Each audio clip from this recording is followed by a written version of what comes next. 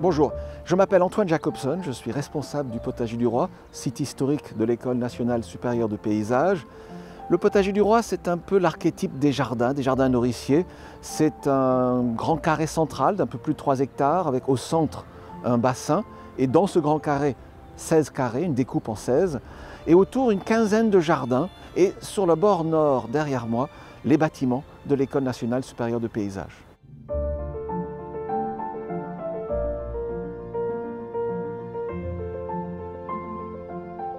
Les objectifs et les ambitions de Louis XIV en construisant le Potager du Roi ne doivent pas être réduits au Potager du Roi.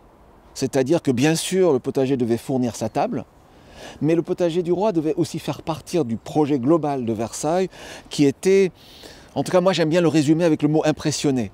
Mais il ne faut pas réduire impressionner au seul effet. Il faut voir que impressionner avait un but.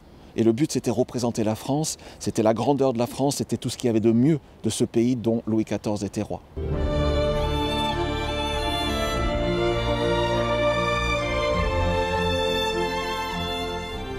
L'esprit de l'époque de Louis XIV que nous maintenons, que nous faisons vivre, est à la fois lié à Louis XIV, mais aussi à son jardinier créateur, Jean-Baptiste de La Quinténie, donc premier jardinier ici. C'est être à la fois utile et agréable, à la fois produire des fruits et légumes, mais aussi être un lieu de promenade.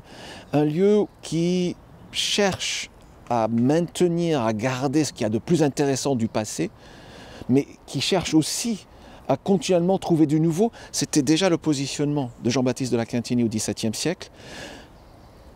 Prendre les traditions et innover.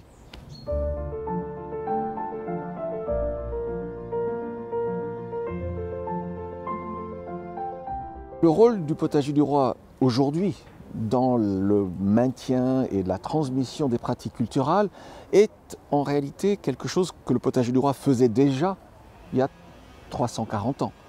C'est par cette grille que le roi rentrait dans ce jardin accompagné par des diplomates ou par sa cour, mais aussi par cette grille que le roi venait discuter avec son jardinier, découvrir comment fonctionnait la greffe, comment on taille les arbres.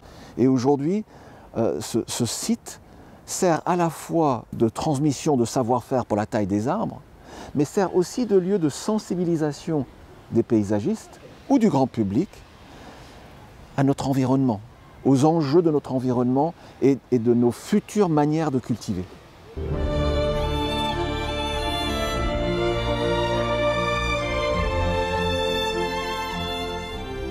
Premièrement, il faut que ça soit bon.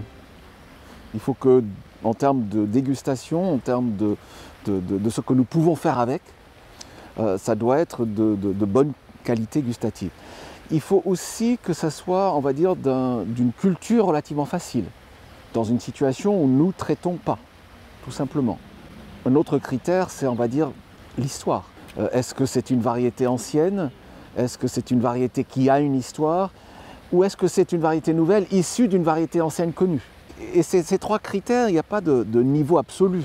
On les croise. Dans un cas, ça peut être plus un que l'autre. Il faut trouver cet équilibre.